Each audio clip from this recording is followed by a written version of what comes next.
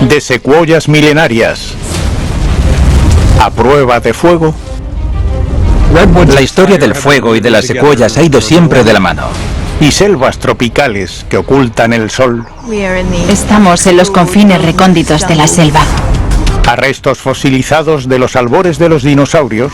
Hace unos 200 millones de años era un bosque, pero con el tiempo los árboles se convirtieron en roca.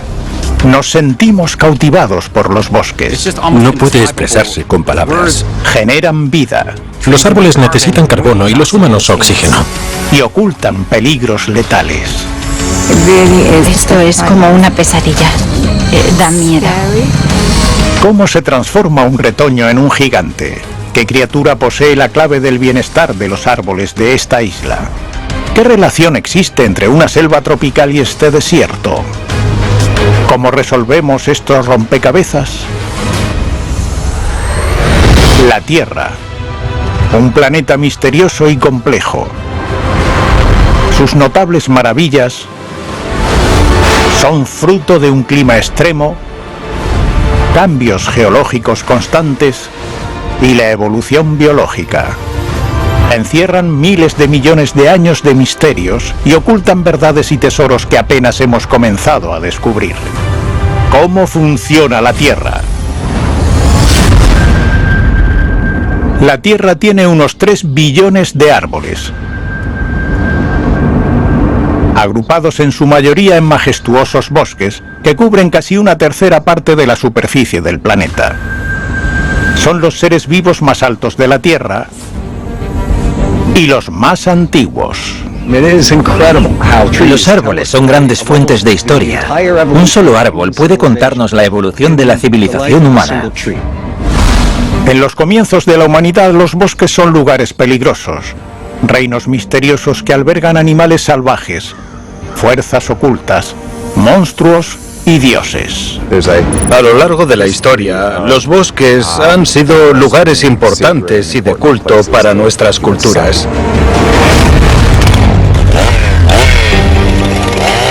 Con el tiempo, abandonamos nuestros miedos y los bosques se convierten en recursos. Y comenzamos a talar bosques para construir ciudades, edificios, carreteras, ferrocarriles y para explotar tierras de cultivo. Nos modernizamos. Analizando la biología de los árboles, descubrimos que nos aportan algo mucho más importante.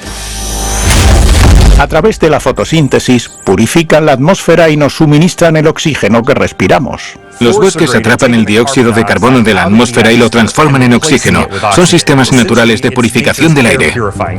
Curiosamente, el dióxido de carbono, el gas responsable del calentamiento global que amenaza nuestro planeta, es también el sustento de nuestros bosques.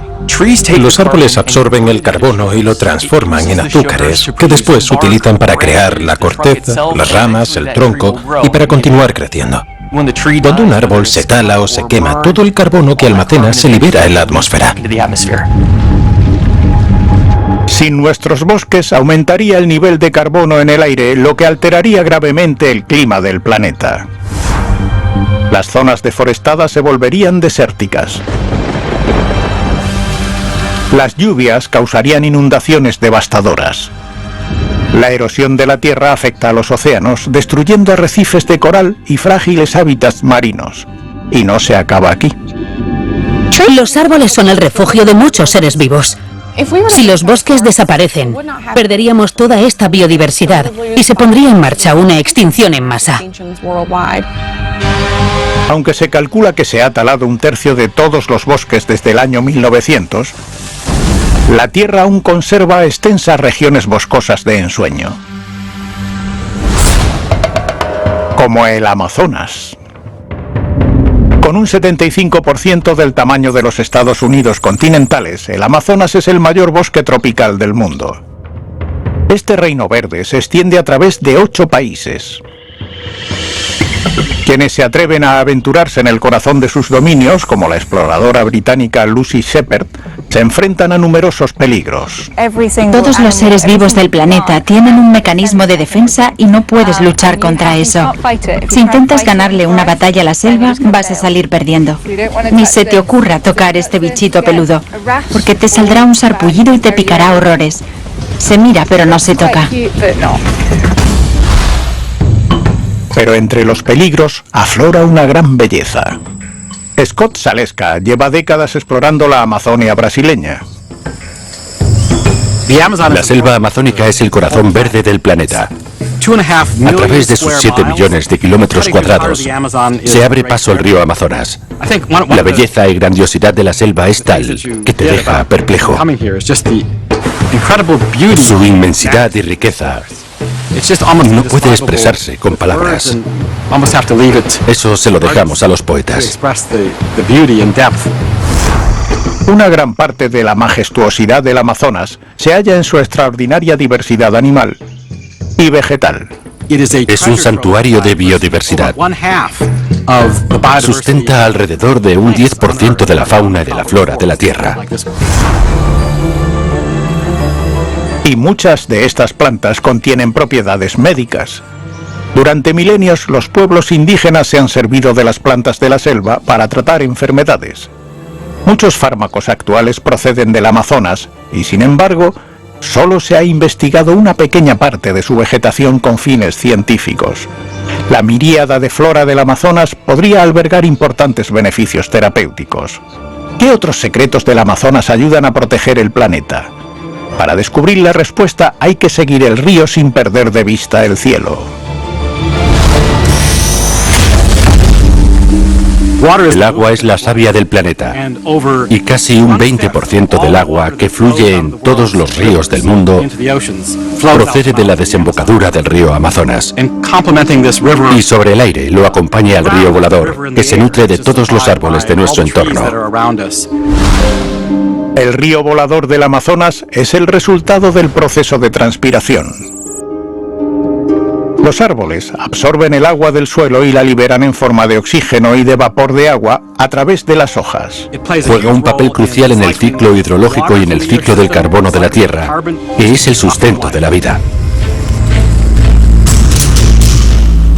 A 70 metros sobre la superficie de la selva y con nervios de acero, Zaleska y sus ayudantes trepan a estas torres en Brasil para medir la humedad en la atmósfera. Cuando la gente piensa en investigación, se imagina a un científico con bata blanca en un laboratorio inmaculado. El trabajo de campo es todo lo contrario. Aquí te llenas de barro hasta las orejas y te pasas horas empapado por la lluvia. La climatología es un problema. Cuando llega una tormenta no hay manera de saber lo que ocurre. Oyes ruidos y el viento ruge, por lo que los nubarrones lo empujan con ellas. Pueden caer ramas enormes y si te pillan debajo pueden causarte heridas graves o incluso matarte. El río volador del Amazonas no solo transporta la humedad tan al sur como a Argentina y al noroeste del Pacífico de los Estados Unidos. También se alimenta a sí mismo. Al ser un río tan grande, los vientos transportan todo el vapor de agua a otra región de la selva, donde se condensa y cae en forma de lluvia. Y así es como una parte del Amazonas alimenta a la otra. Pero la selva no es totalmente autosuficiente. Para evitar un colapso de consecuencias devastadoras en el planeta, el Amazonas depende de un flujo constante de nutrientes que obtiene mucho más allá de sus fronteras. ¿De dónde proviene? La respuesta ondea en el viento.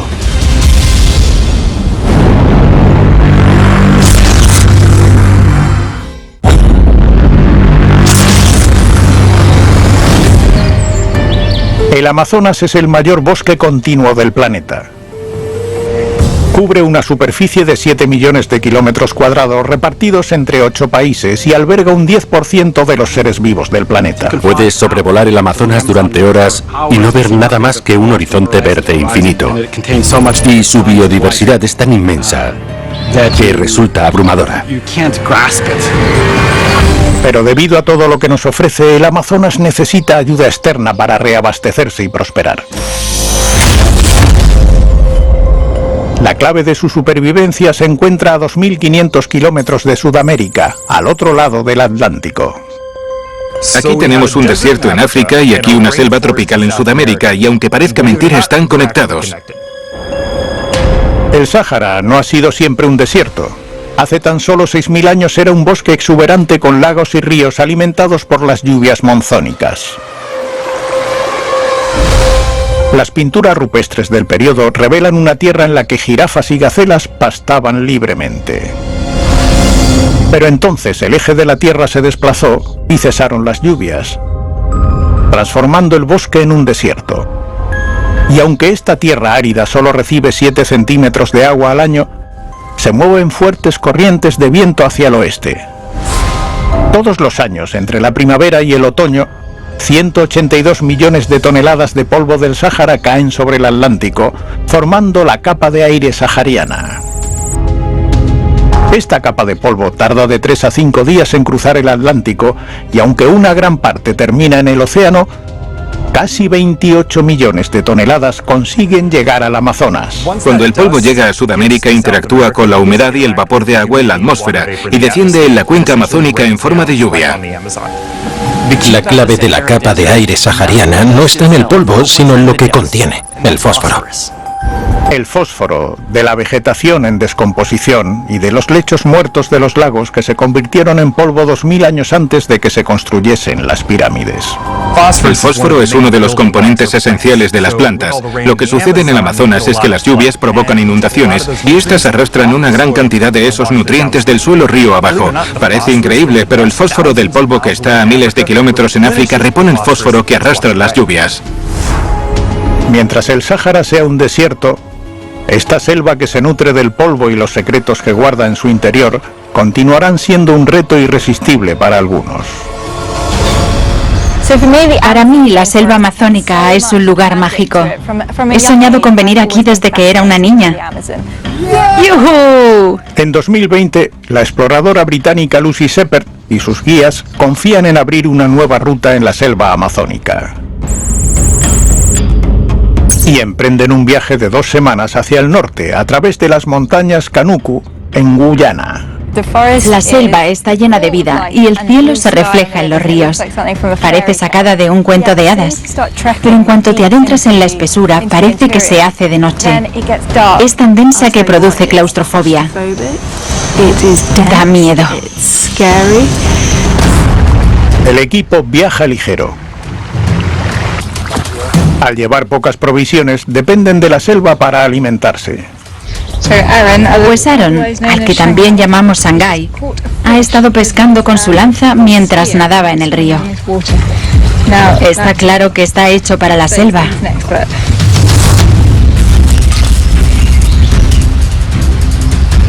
La expedición comienza con buen pie, pero con varios días de dura travesía por delante, Lucy y su equipo sospechan que podrían estar en el menú. Para empezar, al anochecer hay que terminar antes de las 3 de la tarde, porque a esa hora los animales salen a cazar.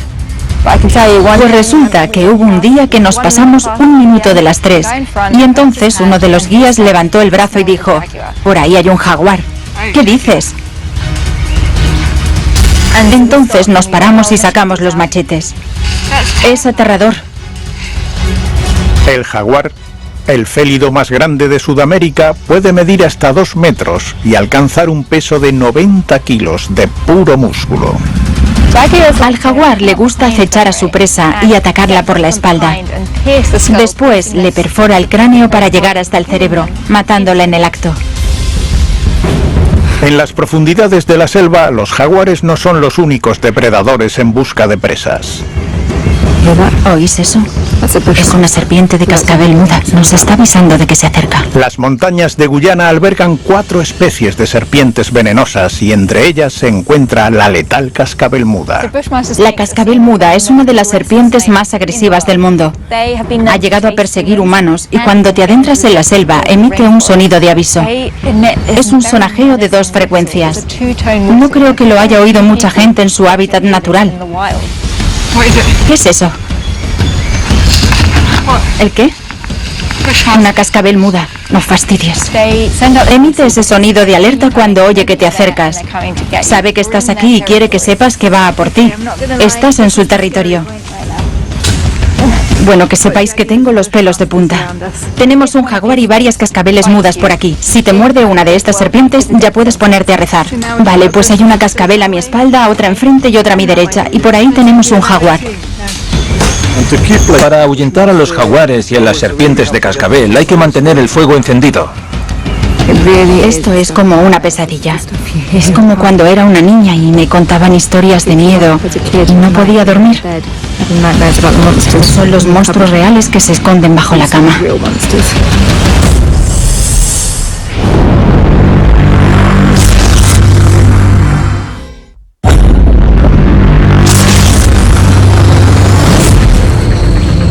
La exploradora británica Lucy Sepper y su equipo emprenden una travesía de 2 semanas para abrir un nuevo sendero a través de la selva amazónica en Guyana.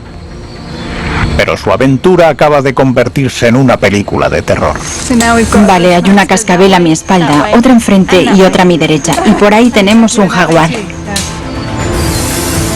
Rodeados de letales serpientes y hambrientos jaguares, Lucy y su equipo se refugian alrededor de la hoguera, con la esperanza de sobrevivir a la noche. Nuestras peores pesadillas se han hecho realidad. Cuando las cosas salen mal, como aquel día en el que nos acechaban las serpientes y el jaguar, tienes que recordarte que tú has elegido correr esos riesgos. Estoy en la selva. Hemos venido buscando aventuras. ¿Qué te esperabas encontrar? Lucy tiene suerte. La hoguera ha conseguido ahuyentar a los monstruos de la selva y a la mañana siguiente reanuda la marcha. Otro día de aventuras. Pero toman un camino equivocado, añadiendo otro día de incertidumbre a su viaje. No puedo más. Me duele todo. Las provisiones se agotan y alimentarse de la selva no es tan fácil como esperaban. Nos queda poca comida, así que no nos queda otra que recurrir a los insectos. Sabía que llegaría este momento. Dios, está asqueroso.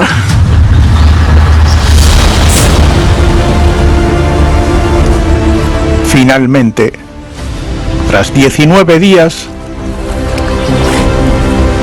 Lucy y los guías emergen de la selva, exhaustos y hambrientos.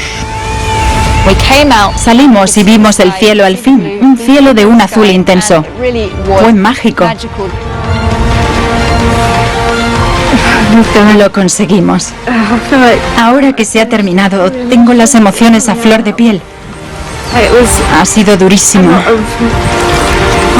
He tenido que obligarme a seguir adelante. Gracias que se ha terminado. Dios, me muero por llegar a casa y darme una ducha. Bajo el dosel de la selva, el Amazonas puede parecer interminable, pero cada año se talan millones de árboles para explotar tierras de cultivo y pastoreo y para extraer madera.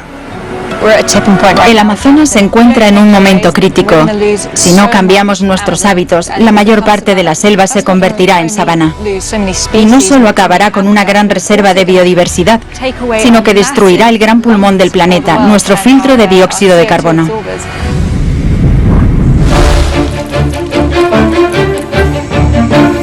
Algunos hábitats se ven amenazados por humanos, otros por especies invasoras. A miles de kilómetros del Amazonas, todo un ecosistema tropical depende de un solo animal, el cangrejo rojo. Y la supervivencia del cangrejo rojo depende de su migración anual en masa. Reúne a millones de ellos. Pero su número ha caído durante la última generación. ¿Qué enemigo está invadiendo las madrigueras de los cangrejos y mermando su población? Isla Navidad es una extensión rocosa que emergió de las profundidades del Océano Índico hace millones de años.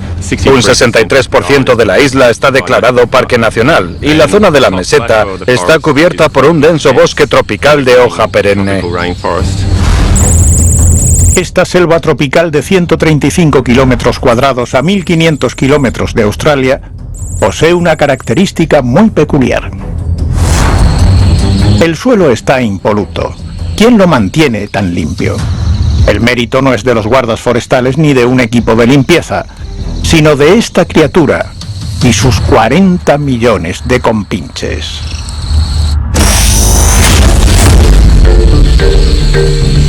Estos cangrejos que veis por aquí son la piedra angular de la isla, los ingenieros que ponen en marcha el funcionamiento del ecosistema y que hacen que esta isla sea única. No hay ningún otro bosque en el mundo como el de Isla Navidad, tan limpio y despejado. Los cangrejos rojos son omnívoros y devoran cualquier cosa que cae de los árboles, desde hojas secas a pájaros muertos. Durante gran parte del año se ocultan en sus húmedas madrigueras después de alimentarse hasta que llega un periodo concreto del año.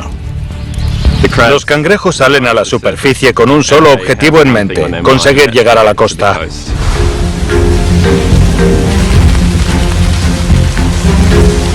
Forma parte de un ritual de apareamiento que se remonta a millones de años.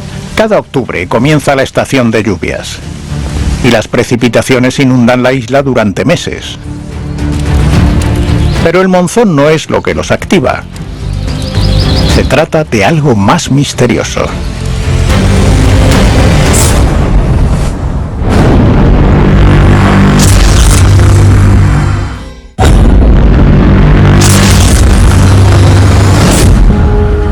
Principios de noviembre. Es la estación de lluvias en Isla Navidad, en mitad del Océano Índico, y los cangrejos rojos se ponen en marcha. 40 millones de crustáceos inician su peregrinación anual desde la selva hacia la costa, donde tiene lugar un ritual de apareamiento ancestral. Su necesidad de aparearse está cronometrada de un modo que nadie ha conseguido comprender. Es un misterio cómo saben los cangrejos el momento en el que tienen que salir. No se debe solo a la estación de lluvias. Parten en un momento preciso del año, pero nadie sabe por qué. La migración del cangrejo rojo se adueña de la isla. Invaden los jardines, las carreteras, las calles y las playas. Es algo impresionante. Según el lugar del que salgan, el viaje hacia la costa puede llevarles 5 días o más de 2 semanas. Hace 30 años, la principal amenaza de los cangrejos era el tráfico y morían atropellados a millones. Por eso los responsables del parque construyeron unas cercas y unas zanjas en las carreteras para redirigir a los cangrejos y que pudiesen cruzar con seguridad. También hay un puente que pasa sobre la carretera, así que gracias a estas cercas que desvían el camino hacia los cruces, los cangrejos pueden llegar a la costa sanos y salvos. Los machos van en cabeza, pero en unas pocas horas las hembras se unen a esta marea colorada. Los cangrejos rojos son los únicos cangrejos de tierra del planeta que tienen migraciones mixtas. El llevar la delantera permite a los machos llegar a la playa antes que las hembras y cavar su nido de amor. Si te acercas a las zonas de las playas donde están los machos cavando sus madrigueras, verás un paisaje que recuerda a la superficie de la Luna. Toda la arena se cubre de cráteres. Cuando los machos terminan su tarea, solo les queda esperar a las hembras. Las hembras llegan hasta el agua y se dan un chapuzón para reponer sales y agua. Luego vuelven a la orilla para elegir a un compañero y aparearse con él. Las siguientes 2 semanas permanecen en las madrigueras mientras los machos regresan a la selva.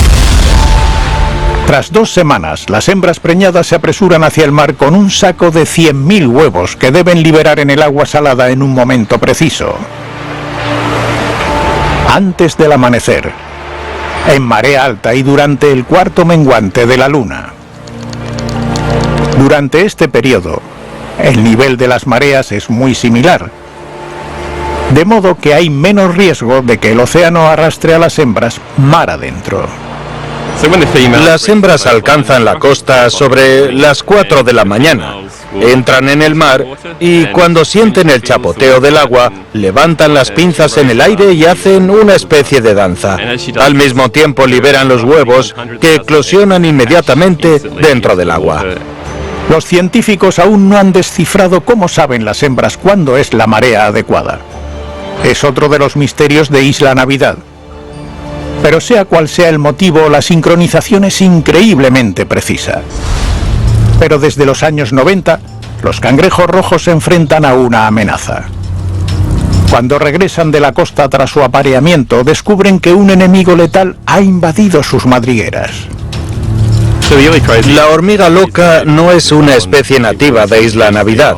Se introdujo en la isla hace varias décadas y hace 30 años comenzó a formar grandes colonias que son las responsables de la caída de los cangrejos rojos. A pesar de estar en la época de lluvias, las hormigas siguen aquí. Se esconden dentro de estos troncos podridos. Lo primero que hacen es cegar a los cangrejos. Los rocían con un ácido en los ojos y se quedan ciegos. Y después ese veneno se extiende a las articulaciones y les dificulta el movimiento. Se tambalean desorientados hasta que caen agotados y mueren. Esta era una hembra y parece bastante joven. Estaría en su primera o segunda migración. Creemos que durante los últimos 30 años, la hormiga loca ha disminuido la población de cangrejos rojos de 80 o 120 millones a unos 40, así que ha tenido un impacto brutal en su población. Qué pena, aquí hay un montón de cangrejos muertos. Este año se han quedado sin migración. ¿Cómo se combate un insecto invasivo?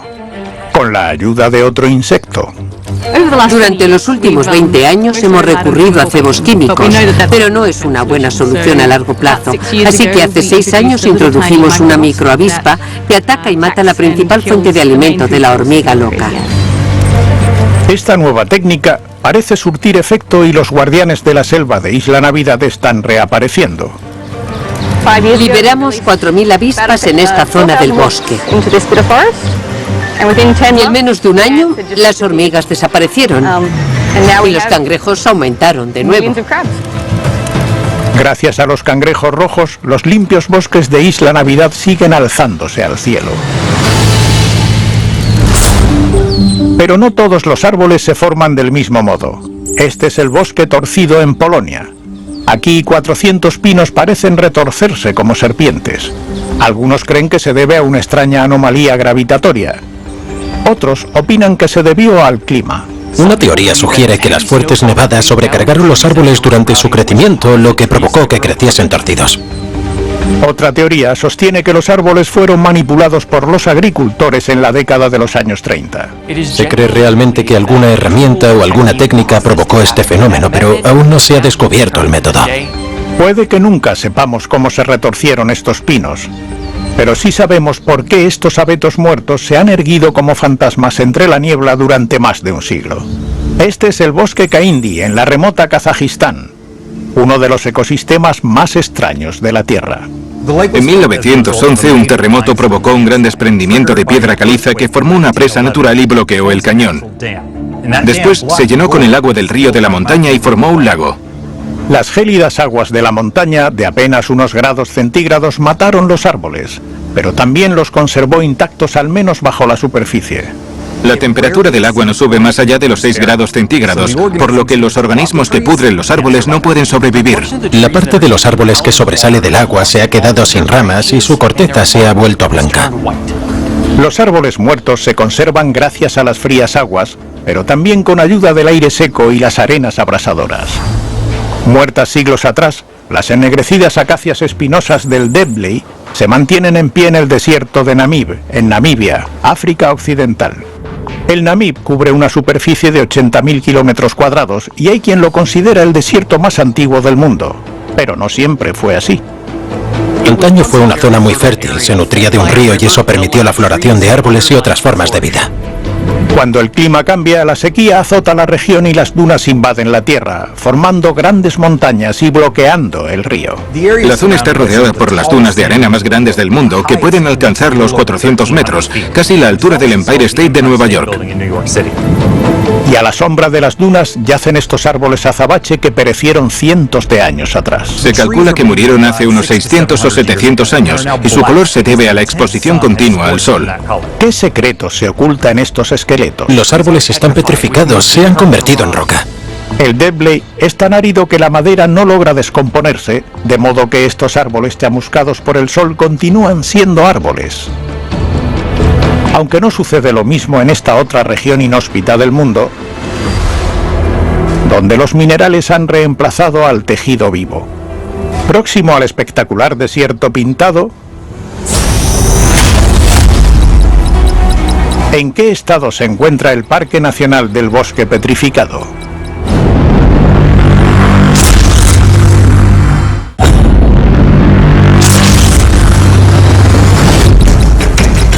Próximo al espectacular desierto pintado, el Parque Nacional del Bosque Petrificado se encuentra en el estado de Arizona.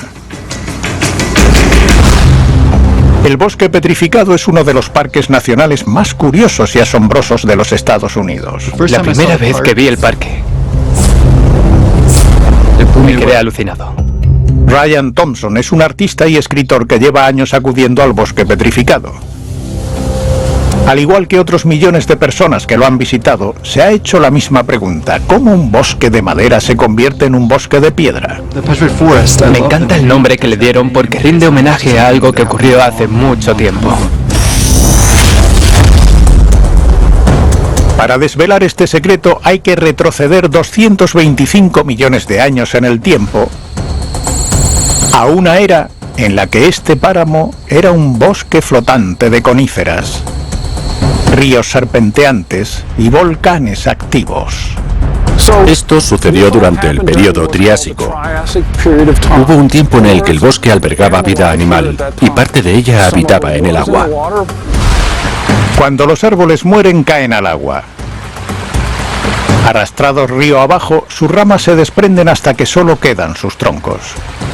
Algunos acaban en las orillas del río y quedan sepultados bajo el lodo, la arena y la ceniza volcánica. La falta de oxígeno retrasa la descomposición de la madera. Otros sedimentos se depositan encima formando una capa de cientos de metros de espesor. Tras millones de años sepultados bajo la superficie, tiene lugar un fenómeno prodigioso: la petrificación. Las aguas subterráneas, ricas en sílice procedentes de las cenizas volcánicas, se filtran en los sedimentos y penetran en los troncos de los árboles enterrados, donde se cristalizan en forma de cuarzo. Cada centímetro de la madera se cubre de una corteza rocosa. Cualquier tipo de materia vegetal que formaba parte de esta estructura desapareció hace mucho tiempo. Toda la sustancia original del tronco se ha reemplazado completamente por minerales y otros elementos. Después, las aguas y los sedimentos retroceden, dejando a la intemperie la madera petrificada sobre la árida tierra. Estuvieron sepultados durante millones y millones de años. Y con el movimiento de las placas tectónicas, han ido emergiendo. Pero al estar expuestos a las condiciones atmosféricas, se han ido erosionando. Aunque la sílice es casi incolora, los árboles del bosque petrificado son una colorida obra de arte. Esto se debe a la presencia de otros elementos y minerales en las aguas prehistóricas. Esto no es corteza. El color rojo es hierro oxidado. Y muchos de estos otros colores se deben a los diferentes estados del hierro. También contienen otros elementos como magnesio y cobre. Pero el hierro es el elemento predominante en la mayoría de los árboles. Para algunos, la necesidad de poseer un pedazo de la prehistoria es demasiado fuerte para resistirse. Todas estas piezas llaman mucho la atención de los visitantes y claro, quieren cogerlas y llevárselas de recuerdo. Algunos años el parque pierde unas 12 toneladas de madera que acaban en los maleteros de los coches y en las mochilas de los ladrones. Hay multas, por supuesto, pero parece que algunos de estos ladrones reciben algo más que una multa: una maldición.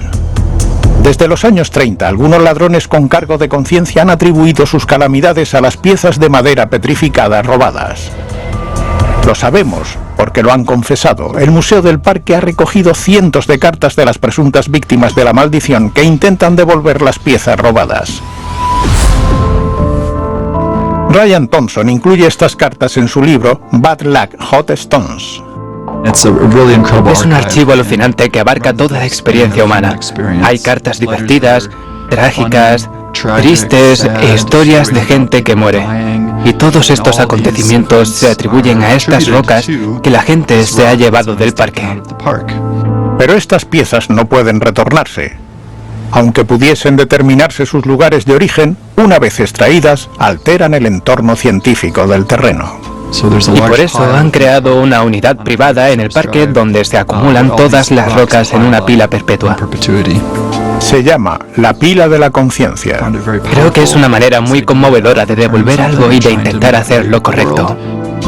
No hay mayor castigo que una mala conciencia. Si quieres un trocito de madera petrificada, puedes hacerlo legalmente en una propiedad privada. Para las 600.000 personas que acuden cada año al bosque petrificado, el mensaje y la moraleja son claros. Deja las reliquias de la era de los dinosaurios donde están, o lo pagarás. Los árboles que conforman el bosque petrificado se transformaron en piedra debido al agua y a los cambios geológicos. Pero es el fuego la fuerza que desafía a otro bosque viviente. Las temporadas de incendios son más largas, más calurosas y más secas. Y la carga de combustible se ha acumulado tanto que el fuego, que hasta ahora había sido de baja intensidad, se ha convertido en un monstruo. Sam Hodder ha dedicado su carrera al estudio de los gigantes de la Tierra, las secuoyas de California y de Oregón y su larga historia con el fuego. Las secuoyas y el fuego han convivido durante milenios. El bosque depende del fuego para mantener sano el entorno. Los incendios limpian el bosque para que estos titanes puedan continuar tocando el cielo. Las secuoyas pueden superar fácilmente los 60 metros y pesar más de 2.000 toneladas. Su tamaño es solo una parte de sus extraordinarias cualidades. Los árboles también son unos de los seres vivos más antiguos del mundo. Algunas de las secuoyas costeras tienen más de 2.600 años. Estos árboles ya eran bien grandes durante el Imperio Romano. En 2020, los incendios arrasan más de 81.000 secuoyas de la costa. Sorprendentemente, muchas han conseguido sobrevivir. Incluso las que parecen haber muerto pueden seguir vivas. Todos estos troncos a mi alrededor se han oscurecido debido al fuego. Justo después del incendio, algunos árboles aún tenían llamas en el interior de los troncos huecos. Pero a pesar del fuego, el árbol siguió viviendo. Y a lo largo del año consiguió brotar de nuevo. ¿Cómo desvelamos este misterio? ¿Es posible que estos colosos sean resistentes al fuego?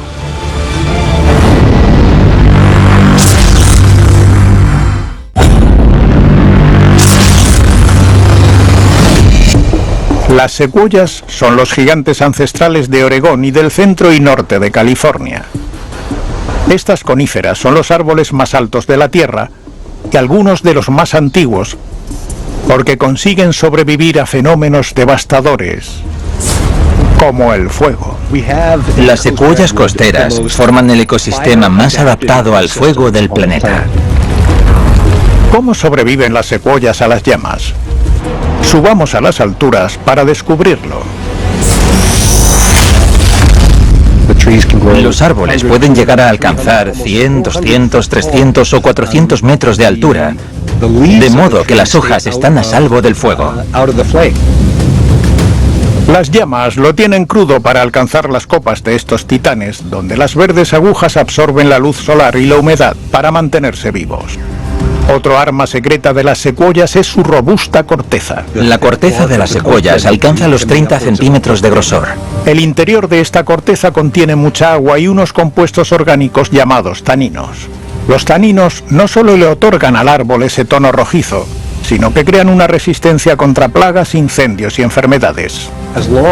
Mientras que esta superficie de vida, que transfiere el agua y los nutrientes a través del tronco, no resulte dañada por el fuego, el árbol seguirá vivo, aunque pierda hasta la última hoja. Pero las secuoyas tienen otro arma secreta. Como maestras escapistas del fuego, son capaces de generar nuevos brotes en cualquier parte del árbol, desde la base hasta la copa. La secuoya costera tiene, entre otras cualidades, la capacidad de producir brotes epicórmicos. De modo que lo que ves en un bosque de secuoyas después de un incendio, incluso tras uno violento, es que empiezan a brotar agujas de los troncos y de las ramas, hasta el punto de que parecen erizos. Es un gran reflejo del poder de la naturaleza y de la fortaleza del bosque. Varios meses después de que un incendio catastrófico se extendiese en el parque Big Basin State en California, varios equipos de científicos y ecologistas tratan de evaluar los daños. Los abetos de Douglas han muerto abrasados por el fuego. Por suerte, el 90% de las secuoyas quemadas siguen vivas, pero el bosque tardará décadas en recuperarse. Vamos a instalar 2 cámaras fenológicas en una secuoya que observarán el bosque y registrarán cómo se recupera y se reverdece con el tiempo. Una vez enganchadas las cuerdas en las robustas ramas, hay que subir los equipos de seguimiento y las cámaras a cientos de metros de altura. Al igual que los árboles a través de la fotosíntesis, estos dispositivos se alimentan del sol. ¿Puedes traer la cámara un poco más hacia adelante? Todos los días recibiremos imágenes desde la copa del árbol y podremos ver en tiempo real cómo se recupera el bosque. Una de las estrategias de supervivencia más sorprendentes de las secuoyas es el anillo de hadas. Bajo el suelo, las raíces están sanas y vivas, dando vida a nuevos brotes, que con el tiempo se convierten en lo que conocemos como anillo de hadas. Un círculo alrededor del árbol, cuyos tallos son clones del árbol que se quemó. Las raíces de las secuoyas no solo brotan, sino que forman uno de los sistemas de comunicación más asombrosos de la naturaleza. Lo interesante del sistema radicular de las secuoyas costeras es que encuentran agua a cientos de metros de profundidad y en consecuencia se crea esta red, que es como un tejido subterráneo de raíces interconectadas. Estos gigantes se ayudan entre ellos y hacen algo más que mantenerse erguidos. Responden a señales eléctricas y transfieren nutrientes a los árboles que los necesitan. Es increíble cómo el bosque funciona como una comunidad, donde todos los miembros compiten a la vez por recursos, luz, agua y nutrientes, y al mismo tiempo se cuidan los unos a los otros. El cambio climático ha resecado la tierra y ha intensificado los incendios, pero los gigantes de la costa aún disponen de armas secretas. Las secuoyas nos han desvelado sus formas de resistir a las ávidas llamas para continuar viviendo durante milenios. Los árboles y la vegetación están comenzando a brotar. Le están devolviendo la vida a un ecosistema yermo como la superficie de la Luna, que ahora vuelve a estar lleno de vida. Los bosques han crecido en la Tierra durante 400.000 millones de años. A medida que la Tierra ha evolucionado y se ha desarrollado, los bosques se han convertido en elementos esenciales del ciclo de la vida. Y aunque están amenazados hoy en día, si llegan a desaparecer, son nuestras vidas las que estarán en peligro.